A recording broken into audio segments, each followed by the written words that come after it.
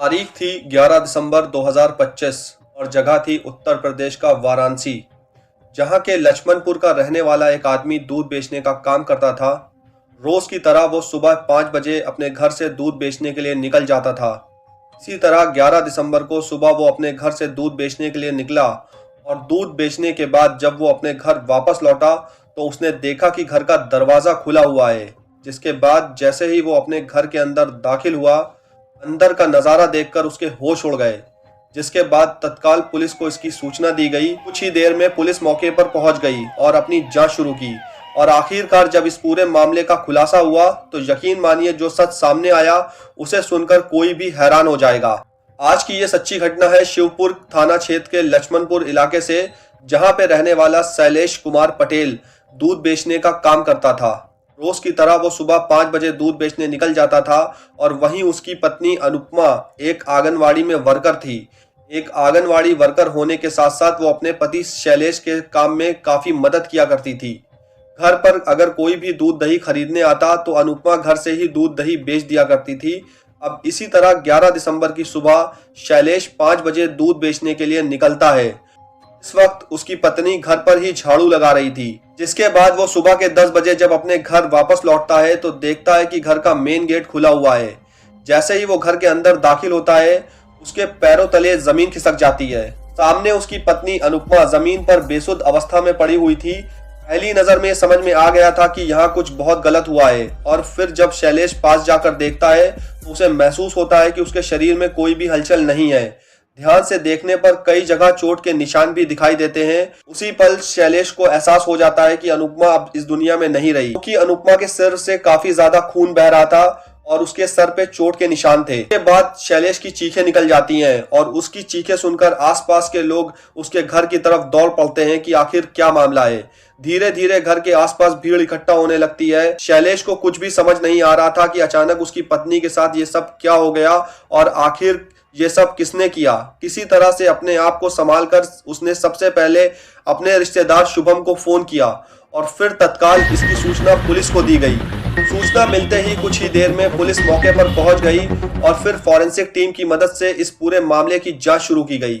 जांच के दौरान ये बात सामने आई कि घर से जेवर और पैसे गायब है। इसके बाद जब फॉरेंसिक टीम ने घटना स्थल की अच्छी तरह से जांच की तब वहां उन्हें कुछ जूतों के निशान दिखे और जब उन जूतों के निशानों की जांच की गई तब पता चला कि किसी ऐसे व्यक्ति के हैं जो दुबला पतला है और जिसका वजन ज्यादा नहीं है, क्योंकि जूतों के प्रेशर से बना इंप्रेशन बहुत कम था। जांच को आगे बढ़ाते हुए पुलिस ने आसपास लगे सीसीटीवी कैमरों की फुटेज खंगालनी शुरू की। कई घंटों की फुटेज देखने के बाद एक अहम सुराग हाथ लगा।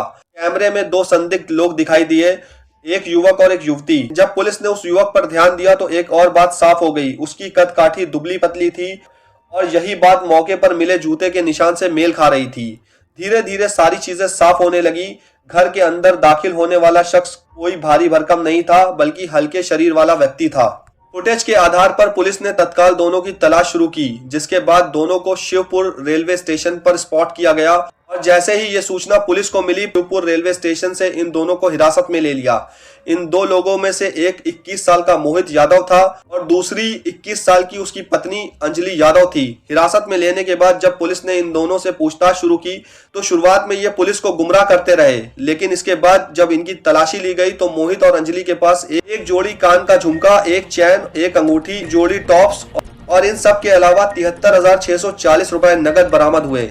शुरुआत में इस मामले को देखकर ऐसा लग रहा था कि शायद इन दोनों ने चोरी करने के लिए अनुपमा को मारा था, लेकिन असलियत में जब इनसे आगे की पूछताछ की गई तो इन लोगों ने इस पूरी घटना की एक ऐसी कहानी बयां की जिसे सुनने के बाद हर किसी के होश उड़ गए।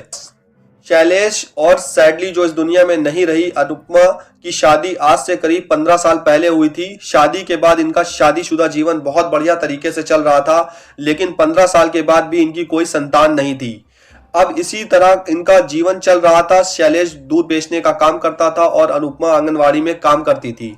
सब कुछ एकदम बढ़िया चल रहा था। जिसके बाद मोहित ने अपने बयान में बताया कि आज से कुछ समय पहले वो शैलेश और अनुपमा के घर के पास एक किराए के मकान में रहता था और जब कभी भी उसे दूध की जरूरत पड़ती तो वो अनुपमा के घर जाकर दूध दही खरीद लिया करता था। इसी तरह लगातार उसका अनुपमा के घर आना जाना लगा रहता था। लेकिन फिर समय के साथ मोहित और अनुपमा के बीच अवैध संबंध बन गए। हालांकि इस बात की खबर शैलेश को बिल्कुल भी नहीं थी और इनका ये अवैध रिश्ता लगातार इसी तरह से चलता जा रहा था। फिर कुछ समय बाद मोहित ने अंजलि से लव मैरिज कर ली। इस वक्त अनुपमा इस बात से भी खिलाफ थी, लेकिन अब मोहित शादी के बाद अनुपमा के घर से दूर जाकर एक अलग मकान में रहने लगा। लेकिन इसके बाद भी उसके अतीत ने उसका पीछा नहीं छोड़ा। पूछताछ के दौरान मोहित आगे बताता है कि अनुपमा लगातार उसे धमकी देती थी, परेशान करती थी, क्योंकि वो मोहित से एक बच्चा चाहती थी और मोहित इस बात के लिए बिल्कुल भी तैयार नहीं था। वो किसी भी तरह से अनुपमा से पीछा छुड़ाना चाहता था, लेकिन इसके बाद भी अनुपमा लगातार मोहित पर संबंध बनाने का दबाव बनाती रही। इन सारी चीजों से परेशान होकर धीरे धीरे मोहित ने अनुपमा से दूरी बनाना शुरू कर दिया। लेकिन पूछताछ में मोहित का यह कहना था कि अनुपमा उसका पीछा बिल्कुल भी नहीं छोड़ रही थी और आखिरकार जब वो पूरी तरह से परेशान हो गया तब उसने इस बारे में अपनी पत्नी अंजलि को बताया, जिसके बाद इन दोनों ने मिलकर अनुपमा को हमेशा के लिए रास्ते से हटाने का प्लान बनाना शुरू कर दिया। अपने प्लान को अंजाम देने के लिए दोनों पति पत्नी ने 11 दिसंबर को सुबह के वक्त करीब आधे घंटे तक अनुपमा के घर की रेकी की और जब उन्होंने देखा कि शैलेश दूध बेचने के लिए निकल गया है, तब उस वक्त दही लेने के बहाने अंजलि ने अनुपमा के घर का दरवाजा खटखटाया। अनुपमा ने दरवाजा खोला और फिर अंजलि अनुपमा के घर के अंदर दाखिल हो गई। पीछे से मोहित भी दाखिल हो गया। घर के अंदर दाखिल होने के बाद मोहित ने अचानक सिलबट्टे से अनुपमा पर हमला कर दिया, जिसकी वजह से कुछ ही देर में अनुपमा की सांसें हमेशा के लिए थम गईं। लेकिन फिर इन दोनों ने पुलिस को गुमराह करने के लिए घर में चोरी की, ताकि ऐसा लगे कि चोर ने चोरी करने के दौरान अनुपमा पर हमला किया था। फिर ये दोनों घर से कैश और जेवरात लेकर भाग गए, जिसके बाद पुलिस ने सीसीटीवी फुटेज खंगाले और इनकी गिरफ्तारी में फॉरेंसिक क्लू काफी ज्यादा मददगार रहा। फिलहाल पुलिस ने पति पत्नी पर संबंधित धाराओं के तहत मुकदमा दर्ज करके इन्हें न्यायिक हिरासत में भेज दिया है। केस से जो हमें सीखने को मिलता है वो ये था कि समस्याओं का हल हिंसा से नहीं होता। कोई भी गुस्से या दबाव में लिया गया गलत कदम न केवल दूसरों को नुकसान पहुंचाता है बल्कि अपने जीवन को भी हमेशा के लिए बदल देता है। मोहित और उसकी पत्नी कोई दूसरा रास्ता भी अपना सकते थे, जैसे कि शहर बदल लेना या अपनी समस्या का सही तरीके से हल ढूंढना, लेकिन उन्होंने गलत रास्ता चुना।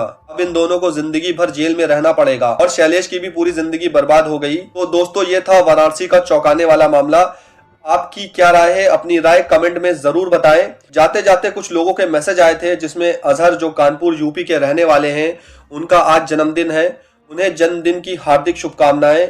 एक और है अमित सिंह, जो कि रांची के रहने वाले हैं। उनकी आज शादी की सालगिरह है। अमित भाई, आपको भी शादी की सालगिरह मुबारक हो। मिलते हैं फिर अगली खबर के साथ। तब तक के लिए अपना ध्यान रखें और अगर आपने अभी तक हमारे चैनल क्राइम 25 को सब्सक्राइब नहीं किया है तो जल्दी से जाकर कर लीजिए। Thank you so much.